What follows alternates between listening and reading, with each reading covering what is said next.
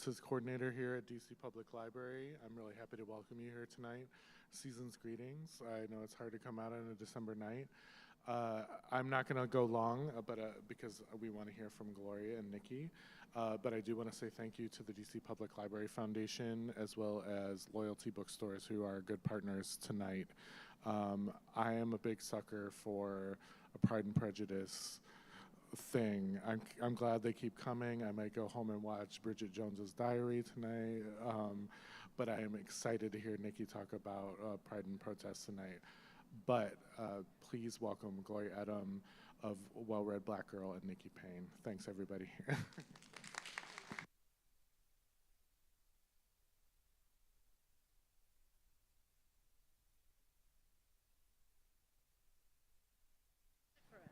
I love it. I love it. Thank you, Nikki, for joining us. Is it? You know what? You probably have to switch the mic. Hello, hello. All right. Oh, there I am. We want to make sure that works for all our folks watching online. How are you doing today? I am great. I'm really excited to chat, to gossip about these dummies. Yes, yes, yes. I'm going to read your bio because everyone needs to know, and I absolutely love how you frame your bio as Jane Austen's sassy black friend. Oh, yeah.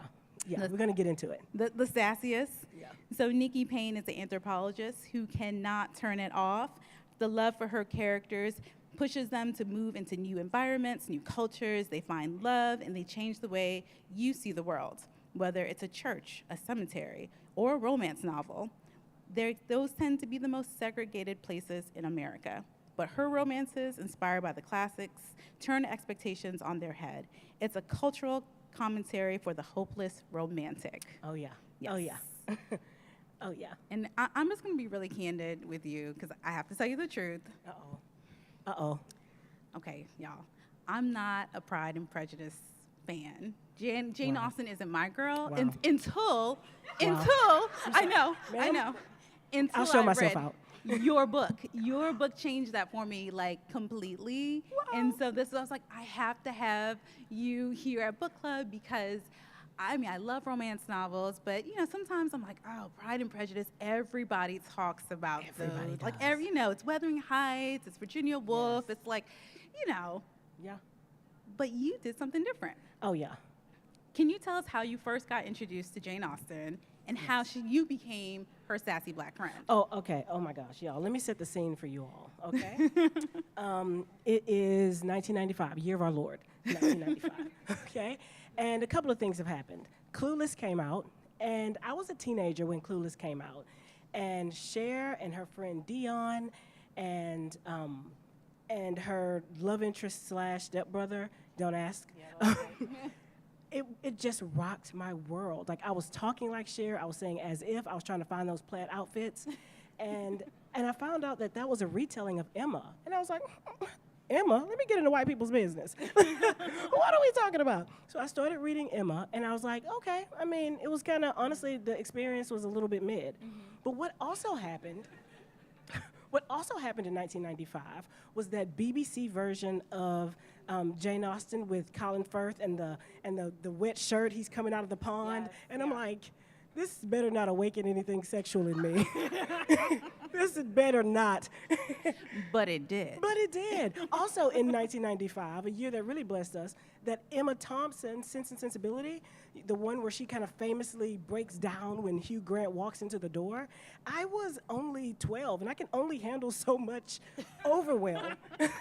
I was not okay after that. I don't know how any of us survived 1995. But I started to imagine like this world where there were these courtly manners and these structures. I grew up in Houston, in Greenspoint, where it was kind of the Wild West, and sometimes it was unsafe for girls, for girls' bodies, and I took so much safety in the rules and the structure of that society that the women felt safe.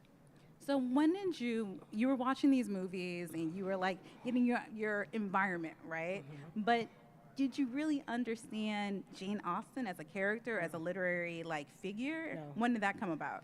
That came about much later. I was actually in graduate school when I found out that she was just a very like sassy agony aunt. Do you know what I mean? Who just subtweeted everybody all the time in her books. Yes. And one of the things that I loved about the way that she wrote was that she wrote in this time where women were not seen as, professional writers, and particularly the novel itself was seen as drivel. So honestly, I think romance sometimes still struggles with this sense of Yeah. like anything that centers a woman's pleasure or a desire is seen as somehow not serious or Yeah. not useful or not good. And Jane Austen was also like harboring under these ideas where she wants to talk about a woman and their agency, but really the only real choice, the only real moment at that time where a woman could actually exercise agency was in these moments, these months, these years in courtship. Yeah. And so these were these moments where a woman could actually decide her own fate, be her own folly, or level up like Elizabeth Bennet, Right. right? Right. Level down like so many of the other women.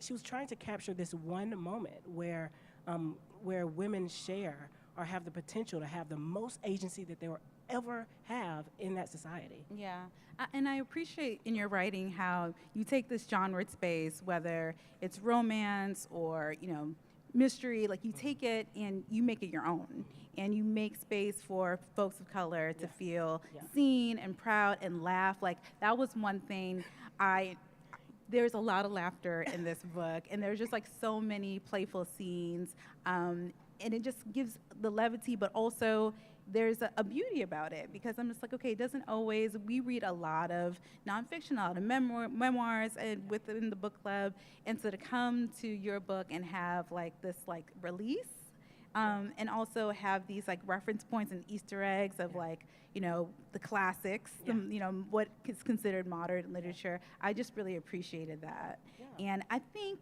it would do the audience, they would have the privilege to hear your voice reading. Could you set up a scene for us and read from the book? And Let me. yeah. Okay, so sorry, you guys have to like see me drink this. Girl, it's fine. So let me set up this scene. Lisa is really demoralized about gentrification happening in DC. This takes place in Southeast, like on Good Hope Road. Like she's here in literally right here in DC. It's absolutely about this neighborhood, and someone's putting up a high-cost high-rise, and they're trying to have this kind of like community harem bee, and she like absolutely smells bullshit. So she's going there, and she's gonna pose this flash mob, and she's going to like surprise folks to say like, oh, you think you're woke, you think you're like talking to the community, but let me show you what's really happening.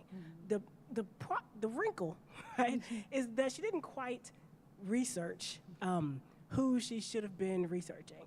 So let's start here when she's having a conversation. She has pulled up outside the place, and she has her signs, and she's trying to get through the door, but there is a man of indeterminate race who is blocking her way, and she's going to try to charm her way in. So she tries all of these ways to get through, and this is from Dorsey's perspective. Dorsey, who is the Filipino son of the adopted Filipino son of this development agency. When she saw that neither her Instagram barter nor flirting was working, she reached into her tiny purse, and I should also note that he's incredibly wealthy, just so you can all cringe with. When she saw that neither her Instagram barter nor flirting was working, she reached into her tiny purse and pulled out 2 crumpled $10 bills. The absolute nerve of this woman. I was saving this for the bar, but why don't you hold on to it? You didn't see me here, she said, and winked. This woman winked. What kind of used car salesperson was she? Sure, lady. He took the $20 and grinned. Why don't you let me put your signs in the kitchen? I know a real good place. Oh, I couldn't, the woman said, though he could already tell she was considering it. There's no way to hide them in the ballroom. You'll show your hand too soon. There's security everywhere, Dorsey offered sweetly. Really, I didn't see much, the woman said, looking around. The fools who set up this security on the entrances, but not the exits. All you have to do is catch someone coming out. Of course, this little hoodlum knew how to get around security. The person people who set this up are smarter than that. I'm kind of on the inside of this, so the woman seemed to soften. I guess you would know. She nodded slowly. Okay, you're right. Actually, that's a better idea. I should have thought about how it would look to go inside. She patted his shoulders the way you would pat the haunches of an obedient pet. Dorsey was nearly seething now. I am a 30-year-old man. They can't be paying you much here. She looked into his eyes, all fake earnest, with a condescension that seemed to be the natural birthright of do-gooders. But there are people out here who see your struggle. She touched his sleeve again. When had he given her permission to touch him so? His cheeks burned. A blush is a perfectly reasonable reaction to anger. Oh, they give you such nice uniforms, she continued, and rubbed his forearm again. I just want you to know that we're fighting for the rights of everyone in this community, Black, Latino, Asian, whatever. She held out her hand. She held her hand out like a job interview candidate, all enthusiasm and fake bravado. I'm Lisa. You may already know my voice. She cleared her throat. The only DJ who gives a jam? When he didn't respond, she faltered slightly. And are you full-time event staff? What do you do? This was his chance, once again, to set her straight. He let it pass. You mean besides co-conspiring with back alley activists? Dorsey quipped and was pleased to see her eyes sparkle. Do you audition as the villain in telenovelas? Lisa retorted. Dorsey let out a genuine laugh at that, surprised by someone for the first time in I don't know how long. But I smell the remnants of a nasty habit. I smoke when I'm nervous, but I try not to make being nervous a habit. Why did this woman need a run-through of his insecurities in 5 minutes of meeting? He touched a small bun on the back of his head. His stylist had convinced him that this would be dead sexy. She flashed him another smile, the charlatan. He could see her on the streets of Cairo, coaxing travelers into just one more follow-the-ball game. He was still surprised at the tiny jolt in his low belly. You have nothing to be afraid of. I'm the one who has to stand up to some old white dude. Dorsey fits whatever the hell. It's truly terrifying to make people with money angry. One snap of his powerful fingers, and I'm poof, gone. Her arms flailed like a magician. Oh, Dorsey's breath quickened. Finally, some fun. All right. So in that scene, we can clap. Let's give some love. That is what they call a meet cute. Yes. Okay? Yes. So that's like their moment when they meet. And what I really appreciated about that scene is you have the characters. Clearly, he's Filipino, and they're a Black woman. Yes. And I read this awesome article about how basically, as a cultural anthropologist, you study the aesthetics and power of this course called The Politics of Ugly. Oh, yeah, yeah. And in that article, it found that romance between Black women and Asian men are usually the least responded to on dating apps. Yes. Right? Yes. So here you have this scene where you have, quote unquote, the least desirable people, but they are attracted to one another, they are pulled together, and this whirlwind romance unfolds. Yes. Why did you decide to craft the characters that way? And how does your work as an anthropologist influence how you build a story or even build this worldview for us to be welcomed into? That's such a good question. I mean, you called it right there. My research was on aesthetics and power and what we find beautiful and why we find it beautiful. Oftentimes people think, well, it's just who I am. It's just what I like. But oftentimes those types of cultural norms are taught to us about like what we find beautiful, what we find attractive. And oftentimes those are associated with power. And like you mentioned, the dating app data found that Black women and Asian men were understood to have less sexual capital kind of in the market. So people were swiping left on them for notions of like what it meant to be a feminine woman, what it meant to be a masculine man. But what's so interesting, what's like the cheat code about Jane Austen is that she occupies this space already in our mind in like the imaginary, right? For a character like Mr. Darcy, who is aloof and hot and desirable de facto, and Elizabeth Bennet, who is sparkling and witty and desirable de facto. And then you start to think like, what would happen if you made these archetypes of desirability, a Black woman and an Asian man? What would change? Right. Turns out not that much, right? And so it was work, right, to actively put them together and force you to say, wait a minute, this is hot. These people are desirable, and I want to see them get their happy ending. And I love that last sentence, seeing them get their happy ending, Yeah. because everyone deserves that. Yeah. But you also still put them through a lot of different obstacles. I did. So tell us how you decided to put those like pieces in place, and what came first? Was it like the love and the romance, or was it, okay, let me figure out the most complicated scenarios, place them in, and then make them fall in love? Like, which was the order of things? Oh, that's a really great question. I think I wanted to be aware of the genre, right? To say like this, I want this to be a soft place for Black women to land. So I wasn't trying to, put them through the paces of like deep trauma, Yeah. right? But I also wanted it to be a real depiction of what it would look like if a high-profile Asian man and a Black woman were like seen together in these places where they were supposed to be on the opposite side of a struggle, and what that would look like. She would be the sellout, so she's, online bullied like quite a bit, and he is like fighting for his for this company that he doesn't really believe in, but he feels like he has to be this certain type of man to be like his white father. Right. And so everyone is bound up in identity. So it's actually not that simple of like, hey, we love each other, let's move forward.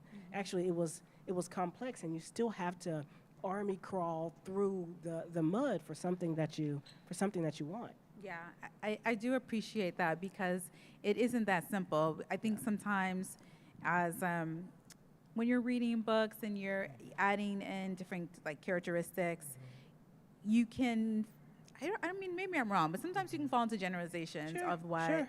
a character could look like, even outside of race, gender, like the man does this, the woman does this. And you do a good job of like trying to break up those ideas and put the characters in places where they're actually challenged. Can you talk more about the love scenes though? I thought you'd never ask. Like, can we get to the spicy things? Because Okay. that was my favorite part. Okay. I was like, there comes a point when I am writing a romance where I reach this point of what I call like, I'm desperate for these people to bone, right? And I try to, the hallmark to me of a great romance is pushing that moment as far as it can, is stretching it like a Band-Aid until you're about to close this book if they don't get it, right? Like, you're going to throw it across the room. I definitely had moments where I was like, come on now. Come on. Let's go. No, that exasperation is exactly what I'm going for. Like, Yes. I want you to be in trouble, like whatever, like I want you to have blue vulva for this couple before you're just like, this has to happen. So like, by the time they were finally alone, because I also put up these roadblocks so that it wasn't actually very intuitive for them to ever be alone together. Yeah. Because of the way they had treated her when she was just barely seen with him. He was very cautious about like what they looked like together. They both were. And so when there are no prying eyes and it's just them, they just fall into each other, And there is this scene where, and I got so much shit from this scene from people who are not from here, because he's in DC and he's driving to Alexandria in Virginia, and they're just like, sis, you're driving to Virginia? And they're like, cobblestone streets, miss me with it. You're like, not realistic. Yeah, exactly. They're just like, I loved everything, but that drive to Virginia didn't make sense. They're just like, we don't believe it. But so they're just driving to Alexandria, and she's essentially says in this car, like, we don't have a lot of time before these eyes are on us. You have this amount of time, you know what I mean, to make something happen. And he takes the challenge. And she loses, but it's a fun way to lose. You know what I mean? Yeah. So I enjoyed writing those scenes because it was the moment where you ease the rubber band and you let that tension go. And then a new whole set of problems come up, as we all sometimes know. Like, once you've popped that, once that happens, it doesn't actually solve all the problems that you think it does. So as I was reading your book, I kept thinking, because we have a new friendship and I'm learning more about you. So I'm like, Nikki wrote this. The scholar the anthropologist, you know. She So- nasty. right, that part. And so to get, what is it about these ideas that like we do start to be a little bit more conservative and we're like, oh no, we can't like, you know, I remember growing up when my mom would have her little romance books, like she would have a little cover over them, you know what I mean? And I felt very proud. I didn't have a cover on my book. I was like, I'm reading a romance. But what is it about romance where people start to like shy away or they don't want you to know that you're reading it? Like, what is that tied to? Us trying to like stop our pleasure or not be, you know, show our pleasure in public? What do you think that's tied to? What does the anthropologist think? Oh, okay. I have like this is what Nikki thinks. Nikki personally has some KU books that I don't want anyone to ever see the light of day. That's me personally. But I think, like, if we were to think like about this from a societal perspective, that there is, to me, like we mentioned before, a kind of frivolity associated with women's pleasure. So if you think about the way we talk about romance, like purple prose, or they'll like use terms that bring the genre like down to its most base instincts. Because I think fundamentally there is a distrust and a uncomfortableness, I can't use words, an uncomfortability with like a woman in possession of like the full knowledge of the power of her sexuality. And I think some of the tension there can be about like what happens when these stories are centered around a woman's joy, a woman's pleasure, and that the man is made to do the work to like make sure that happens for the woman. I think that romances can be kind of socially and societally subversive, particularly in patriarchal societies, which we still are in. So I do think they are subversive and sneaky. Sometimes they can reinforce the patriarchy. But oftentimes these are women within particular constraints that have found a way to snatch pleasure, joy, you know, out of wildly interesting situations. You know? That is an interesting perspective, and I think you're absolutely right. It is a way to control female desire and pleasure and like harness it in a way like you can't have too much fun in public, you know. I think just to like double down on that, like I don't think we don't have to like live in DC to know that there's always this magnifying glass on a woman's body and the way a woman expresses herself sexually, and a way that a woman lives, and a way that a woman decides to kind of use her body in public. So like that leap between managing a woman's body and managing her pleasure and desire, I think is not a far one to go. And it's really terrific to see you push against that and to see that the genre of romance is becoming more and more popular, and there's this movement on social media. So I follow you on all the things. And I think you are so funny, like on TikTok, on Instagram, like all the things. Can you talk to us about your latest book? And all the things that you've been doing on because every time I see a video from you, I'm like, oh my gosh. And tell the people your TikTok and your Instagram so they can follow you too. Okay, on Instagram, I'm Nikki Payne Books. It's like, don't look for anything deep. I'm just doing. She is hilarious. I'm just doing like Cat Williams memes. Like that is entirely who I am. And you're like, isn't she like? Does she have a PhD? I'm like, no, don't look too deep. Please don't. Multitudes, though. I think, but also, it makes me think that if Jane Austen was on TikTok, like, what would she be like? Would she be like? Hey, I have a whole theory. Oh, tell us. Tell She's us your theory. so like, in her notes, in her writing, she is just so like snarky, but like. I know for a fact, like, if I met Jane Austen, she would not like me, and she would absolutely write a book about me trashing me to other people, but, like, it would be really witty. But, like, she was really sharp, and she was mostly, as an unmarried woman for so long, outside of society in a way that, like, anthropologists also, and sociologists as well. Bethany Morrow is here, and she's a sociologist. Also, like, they have the benefit of being a little bit outside of the society that they are critiquing. And then they can start to see, like, the absurdities to say, wait a minute, this is kind of weird. There's no reason why this has to happen this way. And Jane Austen was one of those folks who was both in the society but far removed from the society that she was quite honestly making fun of, Yeah. right? And if anyone reads Jane Austen well enough, they know that she is critiquing, making fun of, and even poking fun at Yeah. of some of the folks that we find, most dear. So you're in your Jane Austen bag with your second book. So Yes. can you tell us Yes. about that? Yes. Okay, second book, you guys. I'm still, I love these people so much. This is called Sex, Lies, and Sensibility, okay?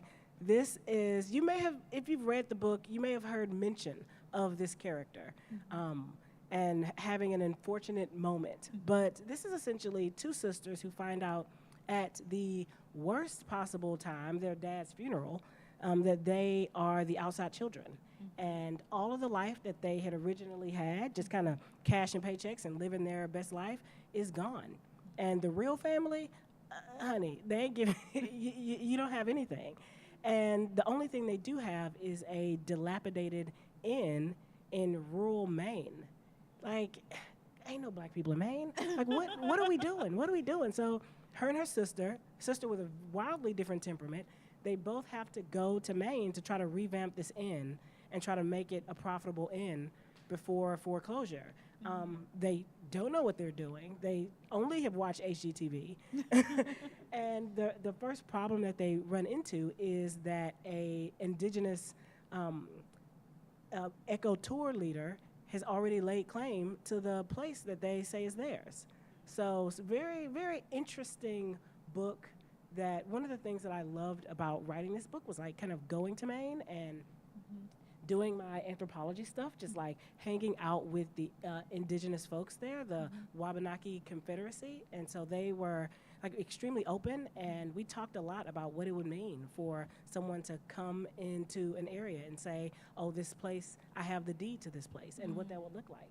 Yeah. And another thing that I love about like being an anthropologist in this space is that Gloria and I were both talking about this, is like black folk and Native folk have this really complex relationship to modernity and kind of like what it means to be modern. So if you think about like the uproar with Ariel being black, or when Bridgerton first came out, the notion of like a black body in the past just triggers people, right? They're just like, don't mess with my Mayberry, like don't do it, right? But at the same time, Native Americans have this notion of not being actually here in the present. And so when you think of a person having like a Native experience, or they're in the city, they're like, whoa, you're here now? And so this notion of like, I am a modern body. Yes, absolutely. Right? Yeah. And so there's this interesting way for them. I think black folk and Native folk have a lot to talk about without white folk in the room. Do you know what I mean? And that's why I'm so excited about your new book too, because I'm like, okay, now I wasn't, like I said, Pride and Prejudice wasn't my thing, but with your introduction and this kind of modern spin on it, it just opens it. I'm curious now, and I'm like eager to read more of your work and to just like see other spins on classics. Evie Zaboy is a fan favorite, and her spin on on her books. She's done the Pride and Prejudice remake too. Absolutely. So seeing a more contemporary look at it and looking at how black women are telling these stories Black women. is just so intriguing, and I hope that more folks of color do the same of trying to like take these quote unquote classics and making them our own, and introducing new audiences to them and allowing them to say like, how would you turn the story around? How would you spin this?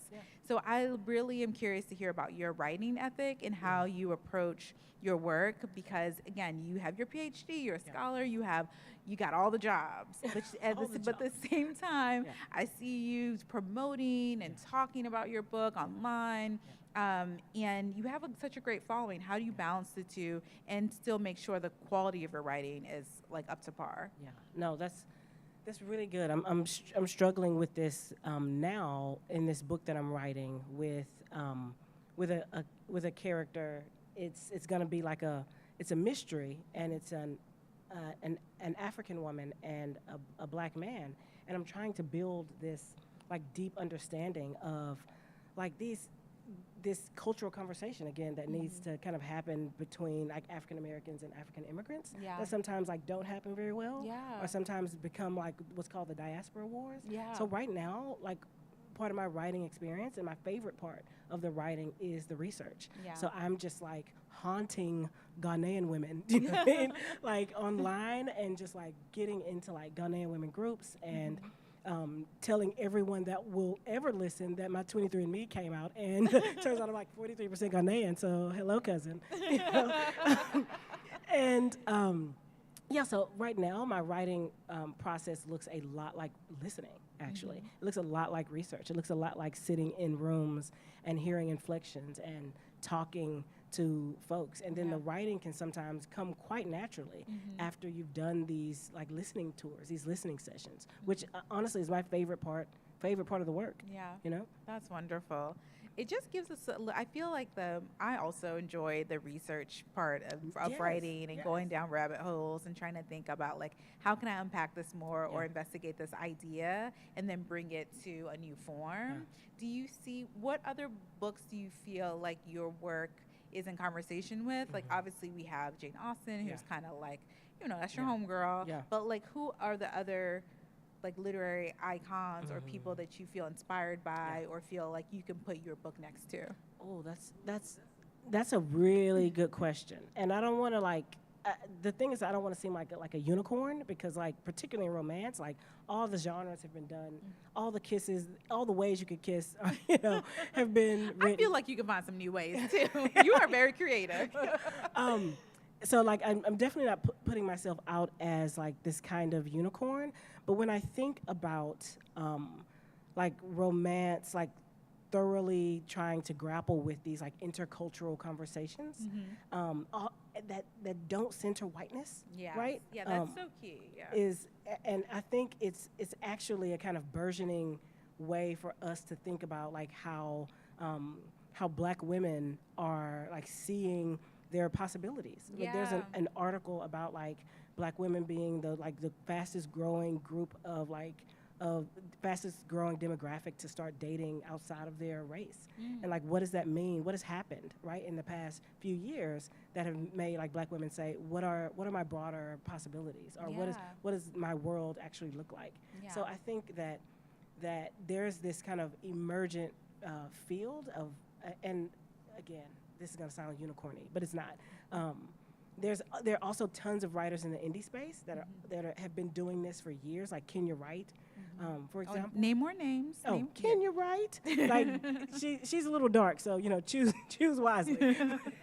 But Kenya Wright is again one of my favorites. Laquette is also doing she's fantastic. She's also getting her PhD. Oh, awesome. And she wrote like Vanessa Jarrett's Got a Man. Okay.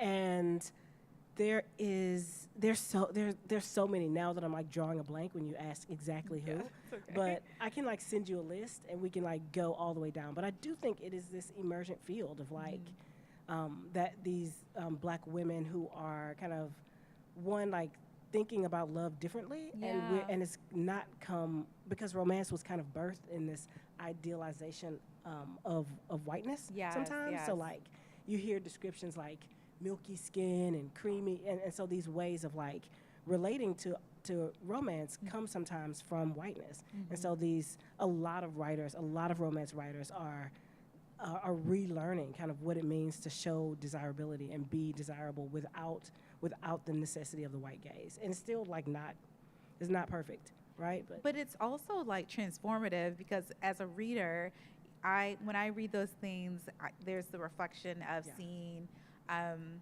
myself desired within the book, and being able to imagine a new world where like I am the prize, I am the one like being sought after, versus all these other images that just like you're assaulted with, where it's like, you know, Blackness is not the pinnacle of beauty. But when you write the story, I feel that, and I can see that. Like, I'm like, oh, like this character, I relate to her. She sounds like me. She dresses like me. Her hair is like mine. You know, like that is such. I feel like even if you don't realize it immediately, it's doing something to your subconscious. I think it does do psychological work. To see these women at the top, to see them highly desired. To see them land softly. And fall in love softly. You know. Yeah, it's great. You know, I'm telling you, you're making me love like Jane a little bit more. I'm not gonna say love, like her a little bit more. I did it. I did it. Can we talk about the male characters? Because I yeah. want. How did you go about crafting their storylines? Because again, I felt like they were believable for sure. Yeah. But also, it's a man, so Yeah. it's like, so Yeah. how do you do? Yeah. How'd you do your research and decide? Yeah, I did a ton of research for Dorsey. Well, not actually from the man's perspective. There was this research on like the movement of like Filipino women in Oh. like the Asian corridor, and so oftentimes like So how the people- man was courting the woman? no, like how Filipino women would like go to be maids in like Korea and other Oh, places, okay. and oftentimes be treated really poorly, and they would come home with children, or like there would be like all these instances in which they could not support their family, or they would be supporting their family from across in another country. So I was actually doing research on like the movement or like the transit of like Filipino women across Asia, and then I just started thinking about like these kids and like what, and so like Dorsey is absolutely a child of like one of these women Oh, I who see. could no longer kind of afford her the cost of what that meant, who was treated poorly and couldn't really look at her son with the kind of love that that a Yeah. baby requires. Right. And so she gave him up, and there are also these themes about like transracial adoption, Yeah. which for yeah. in a lot of places, in a lot of instances, can be kind of icky, right? Like yeah. where the consent is a little dubious, and like the paperwork is a little squirreless. So Yeah. just thinking about what that would mean for someone's identity and what Yeah. that would mean for someone who is trying to belong, who's trying to do the right thing, and how that cross sections with the many kind of microaggressions he as an Asian man would have to deal with, about notions of his own masculinity, about Yeah. whether he belongs as the top, as the boss, and about whether all of these people are going to listen to him as a leader. So he struggled with his own identity, and it was in conflict with Lisa saying, "Hey, make the stand, do it this way. This is the only way." Yeah. And him saying, "I have to be this person, otherwise no one is going to, Wow. no one is going to buy it. No one is going to listen to me." Right, Yeah. right. So there's this, I have a theory that books about three things: love, death, and identity. Yeah. Like that's what Yeah. kind of always revolves around Yeah. every book you read. And so in this way, there's the love, there's the identity, and there's also like the yearning. Like I feel like that's one thing that comes across really beautifully throughout the book is just like the yearning to see yourself in your community, to be acknowledged, to Yes. be able to like stand up for yourself, and also to fall in love where you want to fall in love, right? Yeah. So like you don't have to hide. Were those themes that you were intentionally thinking about, or did it just come organically as you were writing? Oh, those came organically. Lisa, as I was writing her, I just started to realize the thing that she wanted so much was to be heard. I think like anyone who's ever been shouted down in a meeting, knows that feeling of feeling so insignificant, of like having this point of view and having this fire, and everyone just kind of patting you on the head. And she just wanted so much to be listened to. She was like screaming in a megaphone by herself, you know what I mean? And like no one was listening, and it was just it was the saddest thing about her to herself.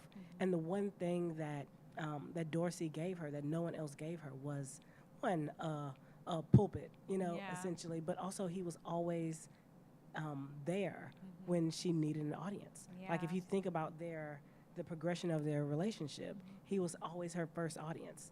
And and it just became this way that they began to talk to each other through how much he heard and saw her.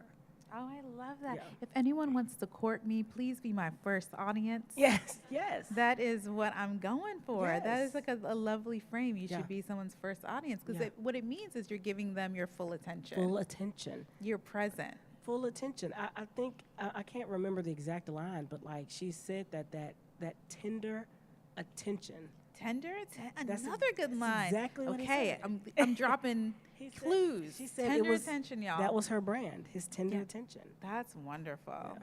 And this is why I'm like I need to read more romance because I have Get into done it, sis. like Get into it. literally so much contemporary fiction and Yeah. so many memoirs, and I'm just like weeping Yes, with every yes. book. And with this book, I felt like I was like, oh, I'm laughing, and it's so good. It's like so good to laugh. Yeah. Plus one for romance. Plus and one like, for romance. Like, Yes. and the blue vulvas. Yes. Yes. I don't know if I can say that on camera. We are at the library. Yes. The other thing I wanted to get your take on is, okay, so as you're going through all these classics, if we weren't doing Jane Austen, who else would you be rewriting Oh. and reworking? Oh my gosh. Thank you for asking this question. I'm going to talk until next Tuesday. I feel like I was raised on, and a movie that I have watched 100 times, and a book that I have read until the papers were thin in my hand was Color Purple. Oh, And yes. I just love Color Purple so much, and to the point that if I could make a character like Celie, who was again honestly, Color Purple was the reason why I went into beauty and aesthetics, because growing up. When I was young, that's what people would say about me. Like, you look like Whoopi Goldberg. You look like Celie, and it was like this joke because it was a joke. But she Yeah. was like famous in that at that time when I was growing up for being ugly, right? So Yeah. it was like this moment of like, what Yeah. does this mean? Yeah, to what be does that mean? Yeah, 'cause desirable? I remember I was so obsessed with Whoopi Goldberg, but I was like obsessed with her in Ghost. Yeah. Oh, Whoopi 'Cause Goldberg I and was Ghost is like, I iconic. wanted to be like, Iconic. like You in danger, girl. like I was just so, and also her comedy. Like I Yes. just thought like Yes. like I remember seeing her in Color Purple, obviously, like Celie, but I just saw her like she was everywhere. She was. Like like Whoopi Goldberg was everywhere, and was, that she was was. what made me feel like she was like so powerful Yes. and prolific and funny. Like And I don't think funny. I like realized. I don't know. I don't think she was like the first black comedian I really knew. Yeah. Yeah. But I didn't think of her beauty though. I just thought she was just like she was powerful. Yeah. I'm saying that to say that, like, I dream of just writing this romance. She obviously doesn't end up with Mr. Obviously. Yes, yes, Of this traditionally ugly woman, right? Who is treated in this particular way and is able to find love in herself and Yes. find a happy ending. You know, even if she has just this terrible husband who tells her she is nothing but black and a woman, and you know, You know, you're making me think of so many things. Like, because I'm also thinking of, you know, I read Viola Davis's memoir and this idea of unconventional beauty and like, Yes. you know, who gets to decide what beautiful is, right? And so when I see Viola Davis, again, I see beauty, I Yeah. see power, I just see just like a regalness about her. yes. And but then there are critiques in her memoir. She goes into detail Yeah. of just like not feeling worthy Yep. and like not feeling beautiful. So what does that mean? Like, how do we like reclaim our power and our That. beauty? that. So I dream about writing this woman who just like from the Yeah. bottom of Alabama, like the Mississippi Delta, Yeah. you know, and just finding a soft place again, Yeah. you know, finding a soft place, finding love. Yeah, I love that. I can't wait to read that next. Oh yeah. Yes, and I know everyone is like off to see Color Purple this month. Oh, Yes, now that's oh my yes, gosh, yeah. December 25. Yes, we are ready. I think Yes. we're gonna all be like going in droves. Yeah. And another thing that's like so you know thinking about the Color Purple, it just it's such a beautiful thing to witness a love story told in a different way. Yes. So it's like the love of your family, of your Yes. sisters, of like just. It goes beyond romantic love, Yes. and I would love to read more stories like Yeah. that, like the friendship of love of friendship. Yes, Mhm. yes. Also, I mean, The Color Purple was, in the book in particular, was incredibly sexy. You know what I mean? Yeah. Like, it was a sapphic romance in which she literally found beauty and joy in the Yeah. relationship between like a woman and a woman. So like, Yes, I yeah. still think it was women's fiction. It was absolutely, but there was an arc of romance there that Yeah. still just clinches. And it was so revolutionary. Yeah, it really was. Yeah. Yeah. So I mean, so it's like between Clueless and The Color Purple, you got Those are my two, multitudes. like honestly, like two books to summon me if I'm a ghost. You know what I mean? Like, just start playing Clueless and start like rolling up Color Purple. coming And out. I'm just gonna like haunt you forever. Mister. You know. I know the entire movie. I'm sorry. I know the love entire that. thing. I love that. Okay, so back to the book. Oh, Okay, yes, yes. Oh, we I'm can not going to give any spoilers, but you should have read it by now. But I was really surprised by the ending. Can you tell us, without telling us the ending, why you decided to go in that direction? Are we talking about the ending or the epilogue? Okay. The ending? I'm talking about the ending, not the Okay. epilogue. Okay. Because then you tie it up in the epilogue. Huh? Yeah, the ending. Okay, yes. So this was interesting. The ending. Let me see if I can say this without being a spoiler. I know it's hard, Is but that, I need the answer to this question. She wanted, in Pride and Prejudice traditionally, Mr. Dorsey saves the day, but he saves it in this way that he is in the back and using his, like Jane Austen said, like zip it up and use your resources to, facilitate women, right? So he did this like from this backward place of just like, I'm not going to be here to save. But I actually wanted the family to have a much deeper stake in the saving of this sister. So I got the entire family together. This was actually like one of my favorite scenes to write, when they had retrieved their sister and they are on this private jet and they've stolen all of the treats and they have all the food from the private jet shoved in their pockets and they're like dancing to go-go. And to me, like, that was the high point of the, like, to me that was more of a win than like Dorsey going in and like forcing something to happen, to say like, what would it mean for this family to come together?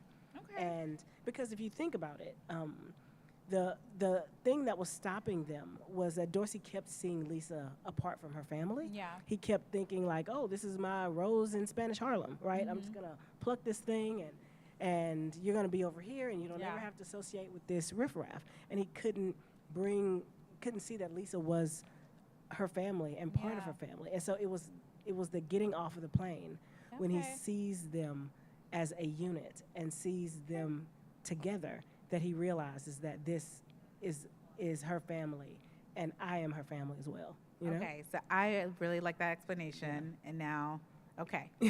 All right. So if you have not read it yet, read it, get to that scene, and then call me. Okay. Nikki, I'm just so thankful for you. I'm thankful for your writing. I'm excited to see you. Can you tell us when your new book is coming out? Y'all. Give us the details, how we can pre-order all the things. Okay, so the book is out February 13th, which is just in time for Love and Black folk. And So- Galentine's Day. Galentine's Day. Yeah, it's Galentine's Day, so it's gonna be out, and there are going to be certain stores like East City, Mahogany, and Park Books that you can pre-order from that I'll sign and just throw a ton of swag in those pre-orders. So. And her mom is the best book mom. She makes incredible My mom makes gifts. baskets. Shout out to Nikki's mom. Yes, my mom makes baskets. She's wonderful. Yes, and yeah, maybe there'll be a basket. Who knows? But yeah, so I'm excited about the second book. It was a lot of research, a lot of love went into it, and I hope you guys like it. I think we will. Thank you so much for joining us tonight, Nikki. This was fun. This was great. This was a lot of fun. I mean, I loved your book. Oh. Yeah, I really, really did. I'm like now. I can't say I'm a true Jane Austen fan, but Yeah. she's growing on me Yeah. because of you. Yeah, I mean, honestly, it's the perspective. You know, like once you see that she was like a little bit askew, like making fun of people in a fun way, you get to see it for just how funny it is. Yes. But yeah. of course, there are a lot of things that don't connect, but the things that do, still do. So are you going to sign some books for folks? Sure. Yeah. Are we? No, there's Yeah. no Oh, yes. questions. Oh, does anyone have any questions? Yeah, sure. Yay. Hey, girl. I am loving the remake of some of these classics. I'm wondering if, and this is a shameful disclaimer. I was looking for a new book to read, and I was specifically looking for a Black woman author. Yeah. And everywhere every bookstore I went to, none of the books that I wanted to read were available. Yeah. And so I ended up landing on this book, which was Oprah's 100th book club pick, Hello Beautiful. Oh my A gosh. white woman author, but when I tell you that book, it was a classic, it was a remake a on the retelling of classic Little For Little Women. Women.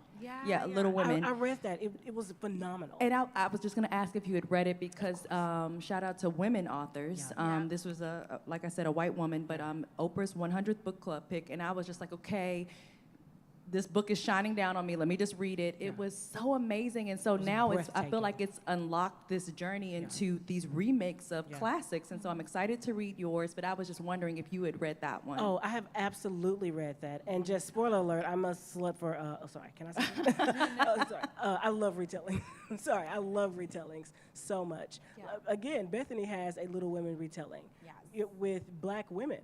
And it is incredibly powerful. That's how I came to know Beth. I'm just like, oh, a retelling, say less. We're friends now. I mean, in Little Women, I consider myself a Jo March. Yes, I do love Little Women. You know, shout out to the women writers. I'm like the sick little sister who like always doesn't make it. Yes, but no, I loved that book, and I particularly love retellings. I think there's a way that people think that retellings are like simple, like all you have to do is retell the story, but no, you have to retell the theme, right? And you have to make it make sense in that new context, and that is not easy peasy. Yeah.